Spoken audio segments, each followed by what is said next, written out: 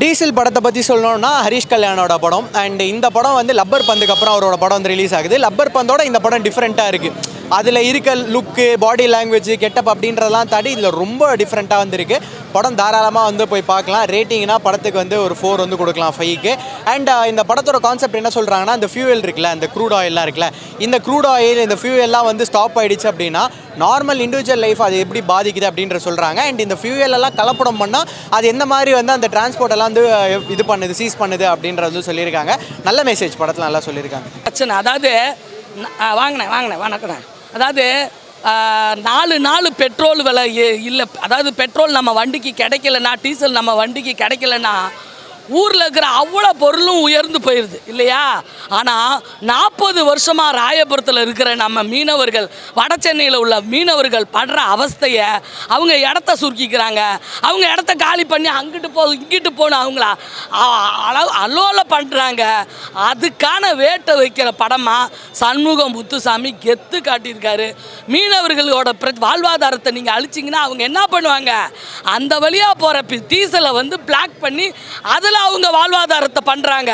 அவங்க பண்ணுறதுல எந்த தப்பும் கிடையாது.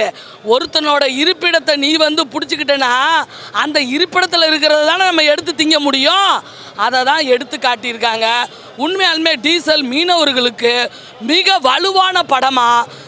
இனிமே வந்து இந்த டைரக்டர் வந்து கன்னியாகுமரிலாம் போகவே முடியாது. அவங்க தூக்கி வச்சு கொண்டாடுவாங்க. அவ்வளோ பிரச்சனைகள், அவ்வளோ வட சென்னை பக்கமாக அவர் போக முடியாது. மீனவர்களுக்கு மிக சிறப்பான ஒரு படத்தை, அதாவது நம்ம இது வரைக்கும் புஷ்பாவில் கட்ட மாபியாவை பார்த்துருப்போம். ஆனால் பெட்ரோல் டீசலில் இருக்கிற ஒரு மாபியாவை கடைஞ்சு எடுத்து காட்டுறாங்க இந்த டீசலில். கண்டிப்பாக அந்த படம் சூப்பராக இருக்கும்.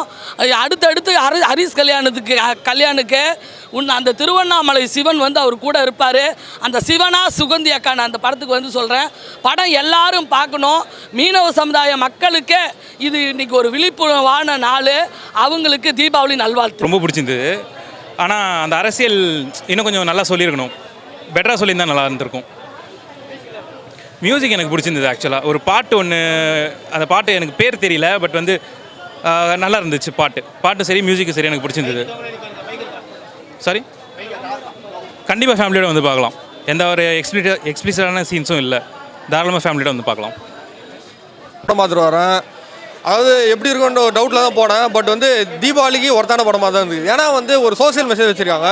மீனவ சமுதாயத்துக்கு அவங்களுக்கு என்னென்ன பிரச்சனை வருது, அது மூலிமா க்ரூட் ஆயிலேருந்து என்னென்னலாம் என்ன ஓகேவா, அதான் க்ரூட் ஆயிலேருந்து என்னென்ன பிரச்சனை வருது, அதை எப்படி சமாளிக்கிறாங்க, அதை எப்படி வந்து கவர்மெண்ட் எப்படி தடை பண்ணணும் சொல்லிட்டு எல்லாத்தையும் வந்து ஓப்பனாக காட்டியிருக்காங்க. இதை வந்து ஓப்பனாக பண்ணதுக்கு டேரக்டருக்கு ஒரு ஹேட்ஸ் ஆஃப்.